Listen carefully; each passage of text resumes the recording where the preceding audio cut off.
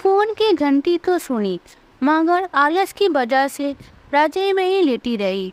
उसके पति राजा को आखिर उठना ही पड़ा। दूसरे कमरे में पड़े फोन की घंटी बजती ही जा रही थी। इतनी सुबह कौन हो सकता है जो सोने भी नहीं देता। इसे चिड़चिड़ाहट में उसने फोन उठाया। हेलो, कौन? तभी दूसरी तरफ से आवाज़ सुनी। सारी नींद खुल गई। नमस्ते पापा। बेटा, बहुत दिनों से तुम्हें मिले नहीं। हम दोनों 10 बजे की गाड़ी से आ रहे हैं। दोपहर का खाना साथ में खाकर हम 3 बजे की गाड़ी वापस लौट जाएंगे, ठीक है? हाँ पापा, मैं स्टेशन पर आपको लेने आ जाऊंगा। फोन रखकर वापस कमरे में आकर उसने रचना को बताया कि मम्मी पापा 10 बजे की गाड़ी से आ रहे हैं और दोपहर का खाना हमारे साथ ही खाएंगे। रजाई में घुसी ऋतु का पारा एकदम सातवें आसमान पर चढ़ गया। कोई इतवार को भी सोने नहीं देता। अब सबके लिए खाना बनाओ, पूरी नौकरानी बना दिया है। गुस्से से उठी और बाथरूम में घुस गई। राजा हक्का बक्का हो उसे देखते ही रह गया। जब वो बाहर आई तो राजा ने पूछा, क्या बनाओगी? गुस्से से भरी ऋतु ने तुनक के जवाब दिया, अपने को तल के खिला दूंगी। राजा चुप रहा और मुस्कुराता हुआ तैयार होने में लग गया। स्टेशन जो जाना। थोड़ी देर बाद गुस्सेल ऋतु को बोलकर वो मम्मी पापा को लेने स्टेशन जा रहा है। वो घर से निकल गया। ऋतु गुस्से में बड़बड़ाते हुए खाना बना रही थी।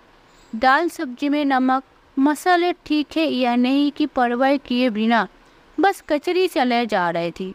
कच्चा पक्का खाना बना, बेमन से पराठे चलने लगी, तो कोई कच्चा तो कोई जला हुआ। आखिर उसने सब कुछ खत्म किया। नहाने चली, नहा के निकली और तैयार हो सोफे पर बैठे मैगजीन के पन्ने पलटने लगी। उसके मन में तो बस यह चल रहा था कि सारा संडे खराब कर दिया, बस अब तो आए, खाए और वापस जाए। थोड़ी देर में घर की घंटी बजी तो बड़े बेमन से उठी और दरवाज़ा खोला। दरवाज़ा खुलते ही उसकी आंख हैरानी से फटी की फटी रह गई और मुंह से एक शब्द भी नहीं निकल सका। राजा के नहीं, उसके अपने मम्मी पापा खड़े थे, जिन्हें राजा स्टेशन से लाया था। मम्मी ने आगे बढ़कर उसे झिंझोड़ा, अरे क्या हुआ?